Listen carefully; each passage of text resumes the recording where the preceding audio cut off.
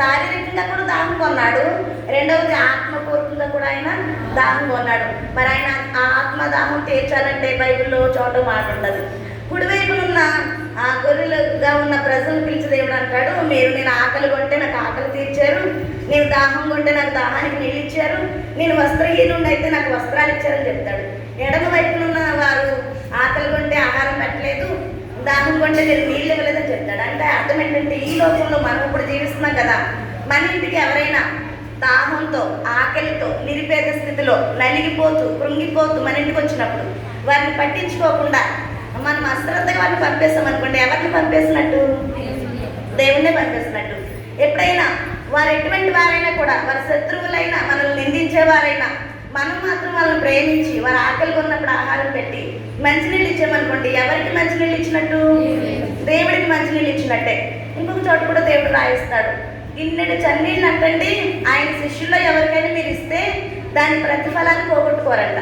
అంటే అప్పుడు కూడా దేవుని దాహం తీర్చినట్టే. సేవకులు ఎవరైనా అలసిపోయి ఎండలో మీ ఇంటికి వచ్చారనుకోండి, కనీసం గ్లాసులు మంచినీళ్ళు ఇవ్వడానికి మీరు ఇష్టపడుతూ ఇచ్చారనుకోండి, ఆ ప్రతిఫలం మీరు పోగొట్టుకోరు. దేవునికి స్తోత్రం. అలాగే దేవుని దాహం తీర్చాలంటే దేవుడు చెప్పిన మాటలు మనం వినాలి. మొట్టమొదటిగా ఆయన ప్రేమ మనకు తెలుసు, మన కొరకు సిలువలో మరణించడం తెలుసు. తెలిసి ఎన్ని సంవత్సరాలు అలా గడుపుతాం? నా కోసం మరణించాడు, నా కోసం రక్తం కార్చాడు, ఇక నేను ఆలస్యం చేయకూడదు, నేను రక్షణ పొందాలి అని రక్షణ పొందారనుకోండి, కొంతవరకు దాహం తీర్చినట్టు. దేవునికి స్తోత్రం. రక్షణ పొందిన మీరు ఒక ఆవరణలోకి వస్తారు. వచ్చిన తర్వాత పరిపూర్ణంగా మారాలి, యేసయ్య దాహం తీర్చాలి, నేను దేవునికి ప్రతిరూపంగా మారాలి, ఆయనకు ప్రతిబింబంగా ఉండాలి, పరలోకంలో నేను కూడా ఆయనతో పాటు ఆ సింహాసనం దగ్గర కూర్చోవాలి. ఇలాంటి పరిశుద్ధతలోకి మనం వెళ్ళామనుకోండి, అప్పుడు పరిపూర్ణంగా ఆయన దాహాన్ని మనం తీర్చగలం. దేవునికి స్తోత్రం. ఇంకోటి, అక్కడ ఆయన దాహం కొన్నప్పుడు చేదు చెరకను పెట్టారు.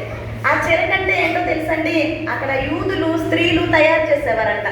యుద్ధంలో సైనికులందరూ కూడా బలహీనపడి గాయాలతో నొప్పులతో ఉన్నప్పుడు అడుగుల ఆకులన్నీ తీసుకొచ్చి ఆ చేదు చెరుకును తయారు చేసి అక్కడ పెట్టేవారు.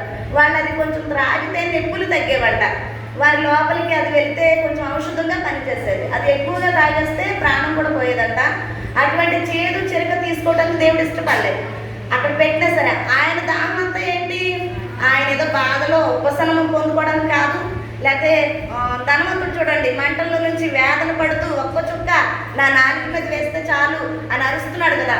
అలాంటప్పుడు మనం చక్కగా నీళ్లు పట్టుకెళ్ళి వస్తే ఉపశమనం పొందుకుంటాడు. ఎన్నాళ్ళు పొందుకుంటాడు? ఇంకా ఆ పాతాళంలోకి వెళ్ళాక ఎవరికి ఉపశమనాలు ఉండవు. అందుకని మనకి అతనికి ఆ దాహం ఎందుకు తీరలేదంటే, దాహంతో ఎందుకు ఉండిపోయాడంటే దేవుని దాహం తీర్చలేదు కాబట్టి పాతాళంగా ఆకలికి అర్థం. ఇప్పుడు కూడా మనం దేవుని దాహాన్ని ఎరగకుండా, అంటే పరిచర్య అంతా ముగించేసాను ప్రభువా, ఇంకా మిగిలిపోయారు, నశించిపోతున్నారు, ఇంకా ఈ లోకంలో రక్షణ లేని వారు ఉన్నారు అని దేవుడికి ఒక దాహం ఉందని అర్థం ఈ మాటకి. అంతేగాని దేవుడు దాహం కొనలేదు, నీళ్లు పట్టుకెళ్ళిస్తే తాగడానికి ఆ మాట పలకలేదు. అందుకే ఈరోజు మనం ఆ మాటను ఎలా అర్థం చేసుకోవాలంటే, ఇంకా మన మందిరంలో రక్షణ పొందిన వారు అనేక మంది ఉన్నారు, మన కుటుంబాల్లో కూడా అనేక మంది ఉన్నారు, మన చుట్టుప్రక్కల ప్రజలు అనేక మంది నశించిపోతున్నారు. కనీసం ఆయన దాహం తీర్చడానికి మామూలుగా నీళ్ళు అడిగితే పనులు పెట్టుకుంటే ఇస్తాం కదా, కానీ ఆత్మీయంగా ప్రార్థనాపూర్వకంగా కొంచెం ప్రయాసపడితే తప్పకుండా దేవుని దాహాన్ని మనం తీర్చగలుగుతాం.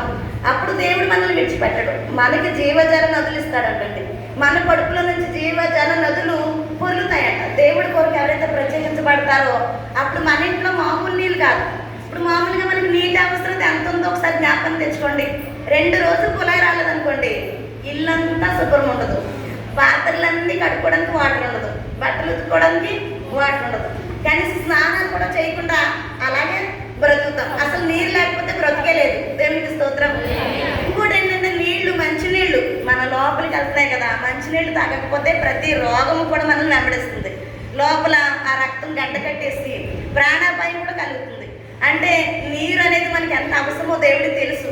అందుకే సృష్టి కలగజేసినప్పుడు అంటండి, చదువుకున్న పిల్లలందరికీ అర్థమవుతుంది, మన భూమి అంతా కూడా 3 భాగాలు ఉంటుంది.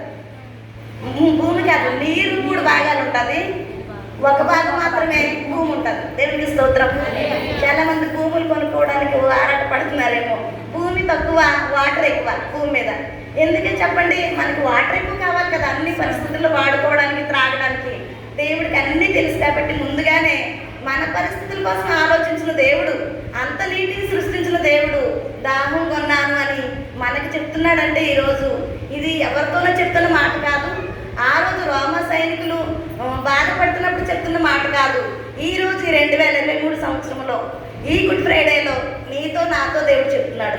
మీకు అందరికీ కూడా దేవుడు దాహం తీర్చాలనే ఆశ ఉంటే పరిచర్యలో ప్రతి ఒక్కరు కూడా ఒక్కొక్క పాత్రగా వాడబడాలి.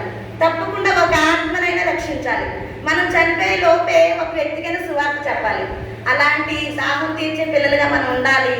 దేవుడు మన పక్షంగా ఉంటాడు. మనం కనుక ఆయన పని కొరకు నిలవబడితే మన ఆత్మీయతకి ఎన్నో ఆటంకాలు వచ్చినా అవన్నీ తొలగిపోతాయి. ఎంతమంది శత్రువులు ఎదురైనా, ఎంతమంది నిందలు వేసినా, మంచిని చెడుగా మార్చేసినా దేవుడు మన పక్షంగా ఉండగా మనకి విరోధి ఎవడు ఉండడు. మన ప్రాణం పోయే వరకు కూడా దేవుని కొరకే ప్రయాసపడదాము.